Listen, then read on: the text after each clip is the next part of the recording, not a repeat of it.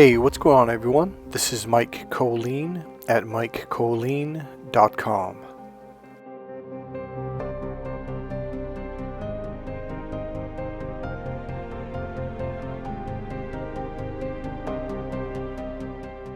So the name of this song is called The Night Shift. Okay, so today's video is going to be about something called neuro-linguistic programming. The short way of saying that is NLP. Now, what goes hand in hand with neuro-linguistic programming is Ericksonian hypnosis. Okay, so I'm going to make an attempt at something that I probably shouldn't do through an audio video like this, because it's kind of complex stuff, but I'm going to give you an idea of what I do when I work with you. And yes, the music will go down in about 60 seconds or so. So there's something called language patterns. These are hypnotic or unconscious patterns that you are doing to yourself all day long. So essentially what I do is I do what we call a linguistic analysis. So while you're talking, I am very, very much paying attention. So a lot of times I will say, hey, can you bring the phone closer to your mouth, etc., etc., because I need to really tune in. In fact, I use an old landline because I have found that's the easiest way to really listen to what you're saying, to get clarity.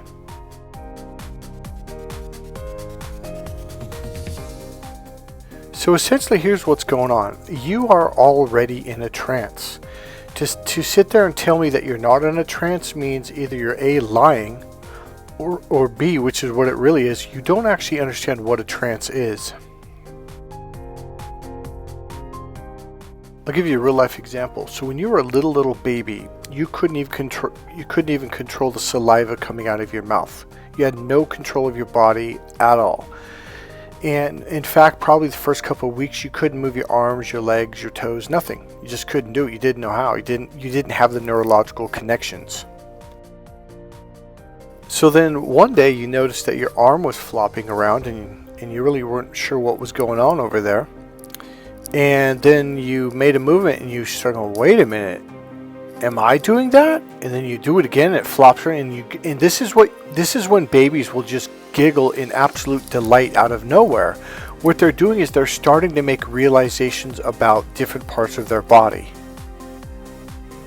So they literally learned how to move one muscle to a certain degree. Meaning the arm was just flopping around, there's no coordination at all.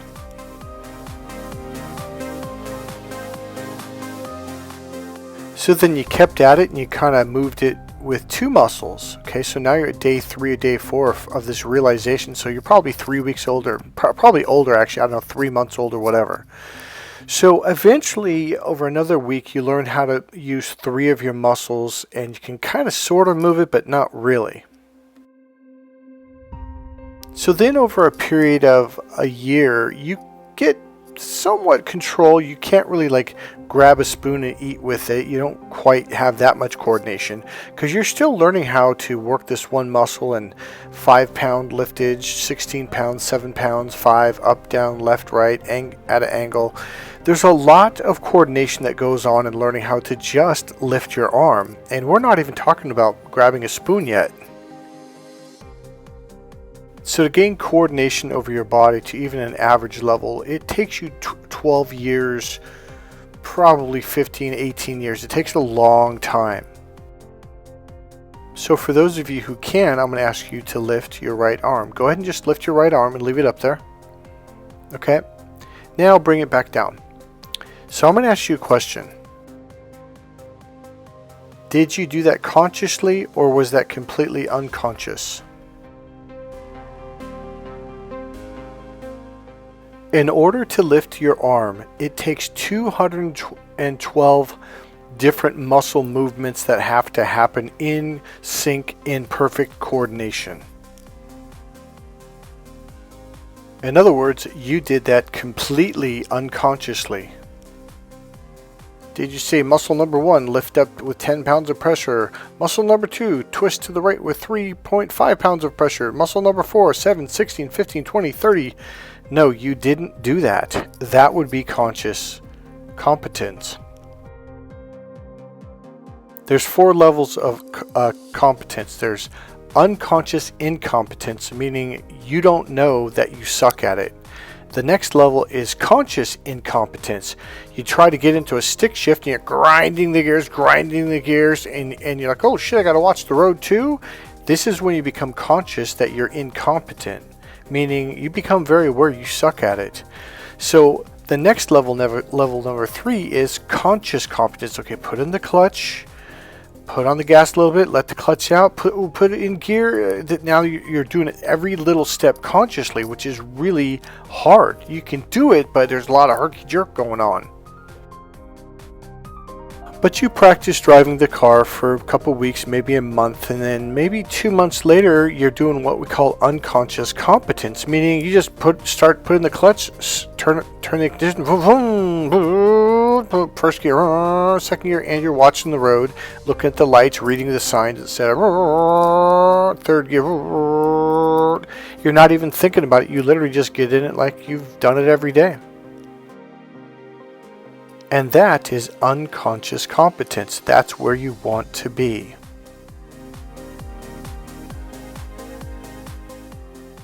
So here's the deal. I'm going to use, this is just going to be one tiny sliver of one section of all the other sections. Okay, so this isn't even the whole section. We're going to go over one little piece to give you an idea of what I'm doing. So the one thing we find in NLP and hypnosis is we find patterns. We find unconscious hypnotic patterns that are already built in and hardwired into you. See, what we're really doing, and I figured this out about the 3rd or 4th year of working with clients, is like I realized all I'm doing is I'm taking people out of a trance. And I actually called my former training company. And I said, well, wait a minute, we're not actually putting people into a trance, we're taking them out of trances. They're like, yeah, we know. The reason why you feel stuck, or the reason why you are stuck in life, is because you're in a trance. You're just looping this program or this pattern over and over and over, and it's not a good pattern. It is not helping you to get what you want.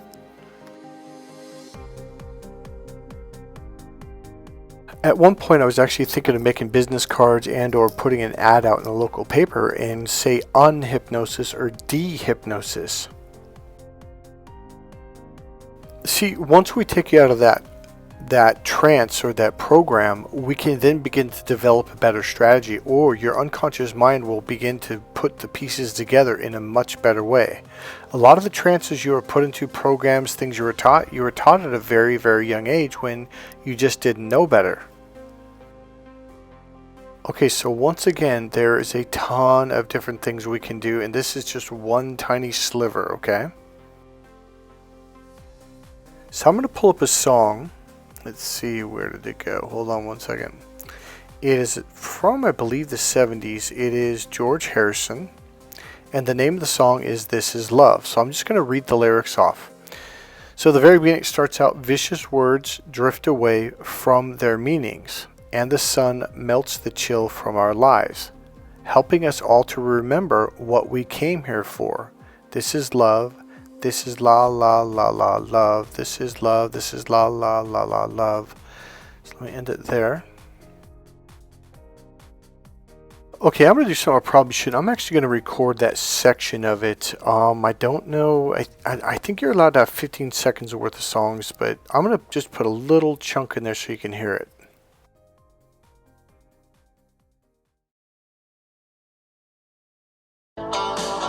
Precious words drift away from the meaning, and the sun melts the chill from our lives. Okay, so I can only have 15. I put 14.8 seconds. Otherwise, I think YouTube can give you, like, they can block your video or whatever, so don't want to do that. Okay, so let me go over to the lyrics. Hold on a second.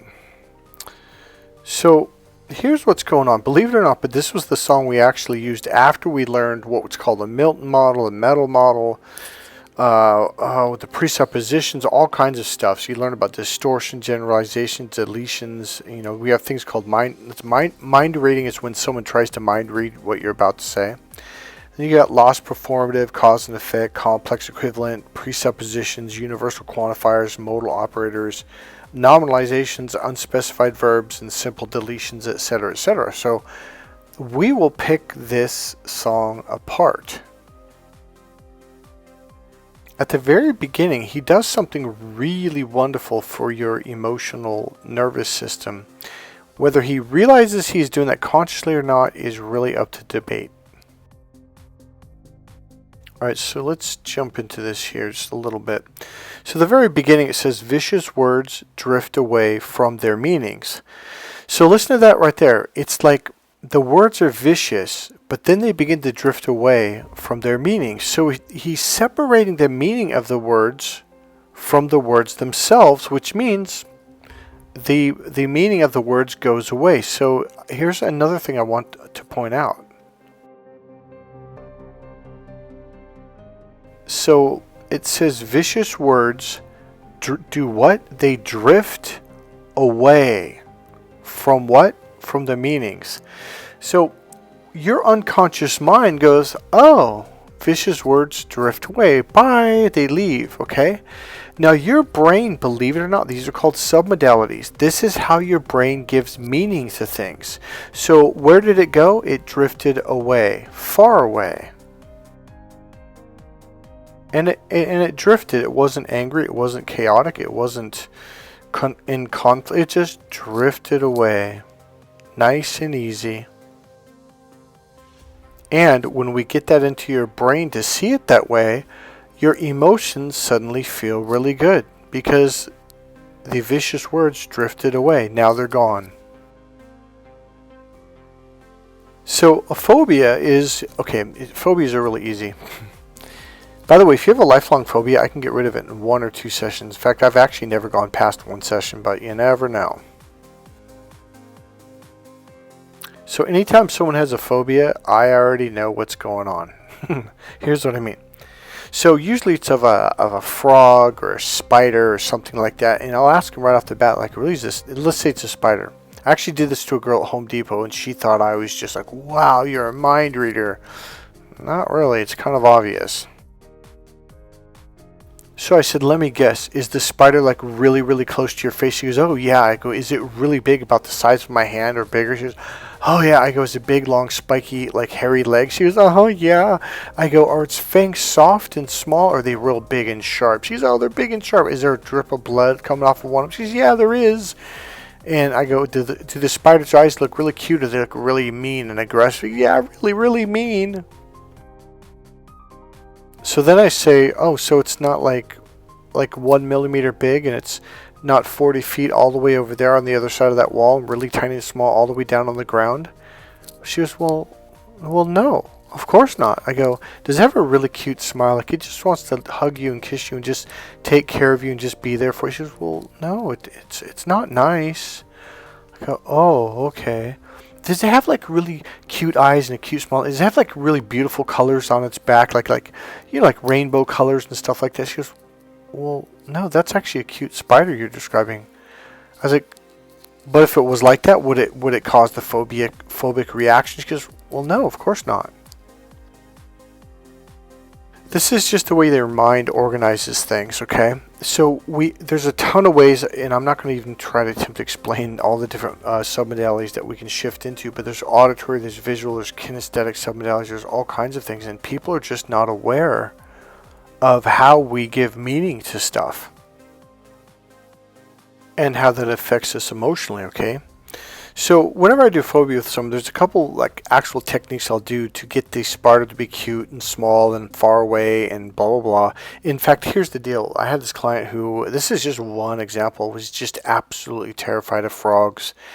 I mean, like blood curdling, screaming. She'd been taking medication from psychiatrists for something like 12 years or 15 years, and her husband was sick and tired of it. And it was just, in after I healed her, I don't know if that's the right word, but did the phobia cure. The husband came over about a week later, and he goes, "I got to shake your hand," because I didn't know who the guy was. I never met him. So she'd been to all kinds of like doctors, psychiatrists. She'd been in psychotherapy for decades. I'm serious. She had gone to energy healing. She'd done like everything she could think of. And the funny thing is, the phobia cure, a real lifelong phobia cure, can be cured in one session. And it all has to do with shifting things. Like from big to small. Like, is it Godzilla? Well, how big is it? Oh, it's like 30 feet tall. Well, what if it was 3 millimeters tall? Well, that wouldn't be very scary. Like, you could see, like, I'm telling you, most people are not conscious of their own reaction. And the minute I say something like that, what if it's 3 millimeters tall and it's like 50 feet away? Well, yeah, I mean, it doesn't work if you do it like that. And you want to laugh inside because you've already fixed it. So let's go back to the song a little bit more. So vicious words drift away from their meaning. So now they got separated and they've drifted away. And then it says, and the sun melts the chill from our lives. So now you've got the sun warming us up and it's melting that cold, chilly feeling from our lives. And now we're starting to feel good. Then it says, helping us all to remember what we came here for. This is love, this is love. So now you've got a visual of coming here to this planet for what? For love. So one of the things we notice is spatial awareness. Is it going away? Is it coming to you? Is it close? Is it big? Is it tall? Is it down on the ground? Like, you start to notice the location, the spatial awareness of it. So when you listen to music like this, the language, the lyrics is what that's the word lyrics. You start to notice how these writers play with the lyrics and how they shift your emotions around. Okay, there, I already did it without even realizing I did it. Play with the lyrics by shifting your emotions around. So you're playing with the lyrics, like imagine some hands goofing around with the lyrics, and then shifting your emotions around. So now they're here, now you're moving around over here, maybe back over here. Okay, so we're already at 17 minutes, and I told you it's going to be a little sliver. So what I'm doing is I'm really listening to how you're using your own languaging, but it's not just your words, it's also the tone, the tempo, the rhythm. It's the way you're using your languaging. And then I can go, oh, well, no wonder why they're depressed, or oh, no wonder why they still are in a state of fear. Now here's the deal. The narcissist, they learned how to do this stuff too, but in a really negative way. They didn't study hypnosis or NLP. Some of them do when they get older. But they started really paying attention to people's body language and testing, like, when I do this, what happens? Like, oh, they don't like that. Okay. Well, if I do that, oh, that makes it even worse. So they start doing this when they're little kids. All right, I'm going to give you an example from the meta model. This is called, so the pattern is distortions, okay? Sorry, the first segment is distortions. It's something that the brain will do. So someone comes along, so this could be number one, mind reading. Someone comes along and says, you don't like me. So my response is going to be, how do you know that I don't like you? Now, what does this do? It recovers the source of information. So now this person has to go inside and go, oh, well, because every time we talk, you look down and to the right. Actually, that's just a way for someone to access kinesthetic information. Because when they look down to the right, they're accessing their emotions and their feelings. That doesn't mean anything other than they're just accessing information. So boom, right there, her brain goes, oh, I thought you didn't like me. By the way, I pulled up my old manual from, 35 years ago. It's been a long time. So this is the first time I've looked at this in probably over a decade. So let's go to number 2, lost performative. Value judgments, person doing the judging is left out. So the person says, it's bad to be inconsistent. So then I'll say, this is the response. I'll say, who says it's bad? According to whom? How do you know it's bad? Now what this does is it recovers the source of belief. It recovers the performative, recovers belief strategy. So it's going to recover a strategy that they're using unconsciously, and it'll make them very conscious of it. And that alone can break the pattern and then cause you to look at things in a more open way, a more conscious way. All right, here's another one. Complex equivalent. It's when there's two experiences are interpreted as being synonymous, okay? So she's always yelling at me. She doesn't like me. So complex equivalence means A equals B, okay? So she's always yelling at me. She doesn't like me. So what I'm going to say is, how does her yelling mean she doesn't like you? Or have you ever yelled at someone that you liked? In other words, this is like an unconscious pattern in their brain where it's called complex equivalence, A equals B. It's the same thing as saying this means that. Okay, how many times have you had a narcissist pull this on you? It's not even a narcissistic thing. It's just a human thing because we tend to delete, distort, and generalize. Okay, it's a very basic psychology 101 learning. So how many times have you said something and a narcissist goes, "Oh, so you're saying that this means that?" And you're like, "No, I never said that." They're like, "Yeah, you literally just said this, and this means that." And you might even scream at them, go, "No, I didn't say that. That's not what I mean. That's not what I mean." But in their mind, they're like, "Well, in my mind, that's what it means."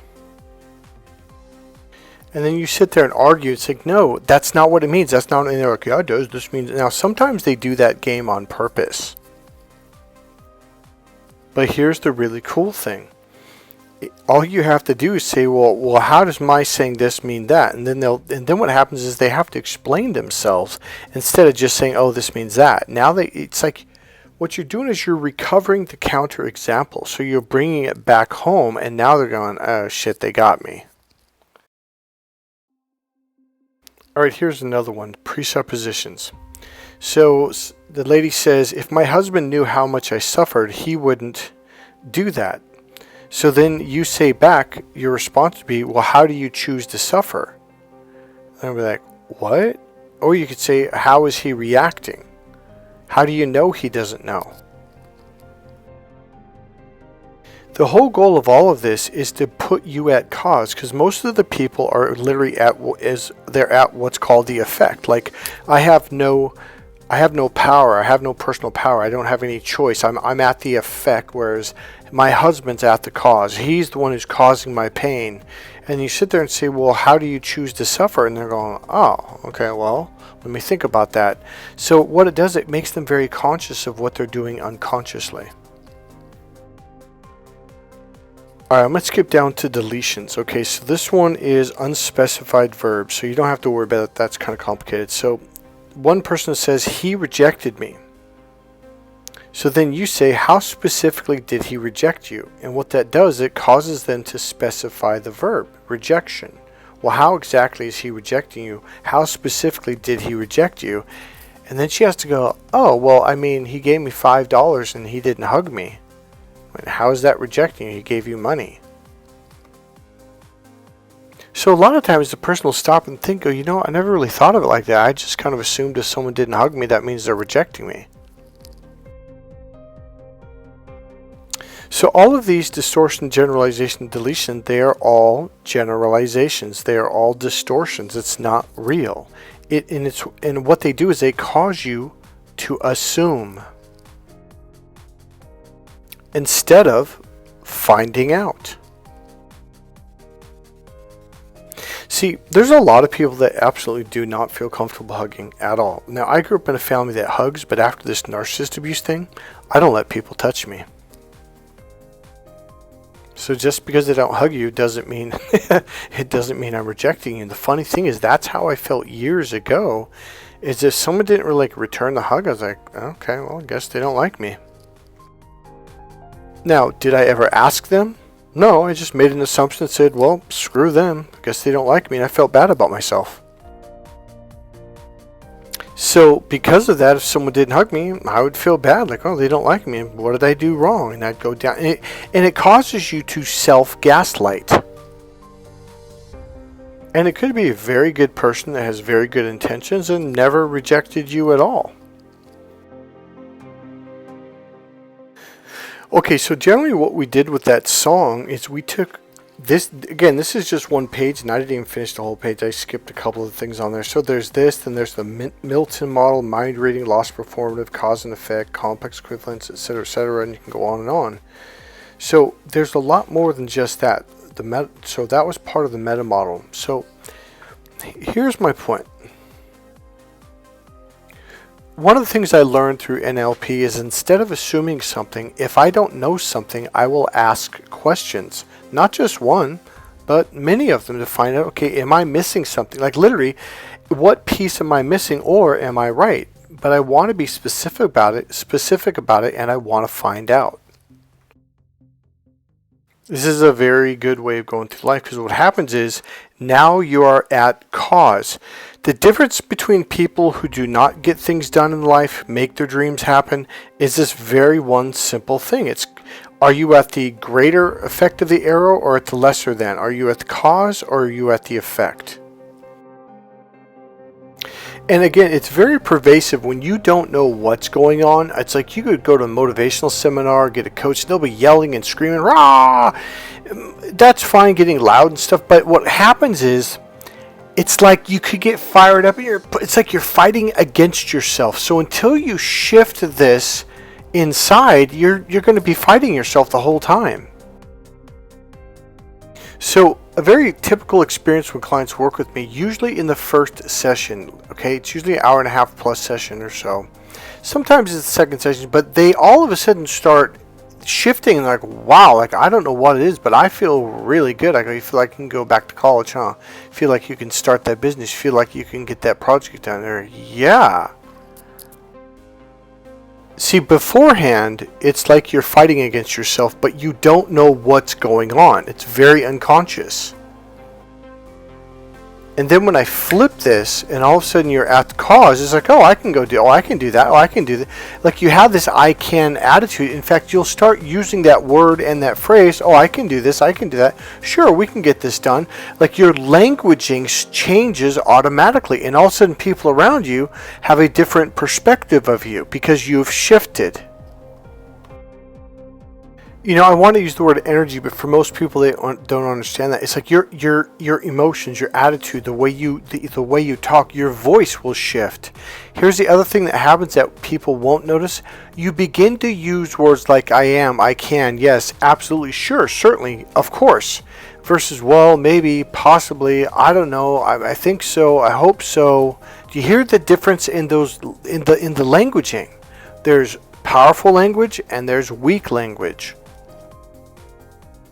So I'm going to be looking for these while working with you. It's like when you shift like, oh, well, of course, sure, absolutely, I can. Oh, I'm on that. I can do this. And it's like all of a sudden you start to shift. So that's one of the things that I'm looking for while I'm working with you. So let's go back to the meta model. Like you might be using words like don't or can't or they don't like me, they're rejecting me, not, have to, need, should. These are modal operators of necessity right now. Another one is will, won't, may not, possible, impossible. So if you're still using those languaging patterns, I know that you're not at the cause yet. And I don't need you to tell me, oh, it's all better now. Like, no, even if you try to bullshit me, I'll see past it because there's certain markers that I'm looking for. Now, once again, this is literally one page of a manual that has hundreds of pages of different techniques, etc., and this is just the practitioner manual. So when you walk in the door or work with me over the phone, I'm using a series of very specific techniques and questions, etc., to put you at cause. This is why a lot of times I'll say like step into your power or take back your power, because what a narcissist has done is they've put you at the effect. Okay, and they're very conscious of what they're doing. They're trying to make you feel very weak, being at the effect to where someone else is telling you what to do, and you don't feel, and you feel powerless. And that's the word I was looking for. You feel helpless, but the real word is powerless. You feel like, well, I can't do anything. And I promise you, it is just a shift of perspective in your mind. Once we shift you over there, all of a sudden, boom, it's literally like you plugged your electrical cord back into the wall and now you're empowered again. In all sincerity, there's absolutely no reason for you to feel stuck or disempowered anymore. We have the technology, we have the tools, we have the skill set. We know how to shift people back into their power. You were always meant to live a powerful life that's meaningful, that's fun, that's exciting, something that wakes you up in the morning and makes you want to go after it. Hey, this is Mike Kollin at MikeKollin.com, MikeKollin.com. Remember, click subscribe, click the like button, make a comment, and if you want, go ahead and make a donation. There's a PayPal link right there in the description box. God bless you guys. I'll see you in the next video.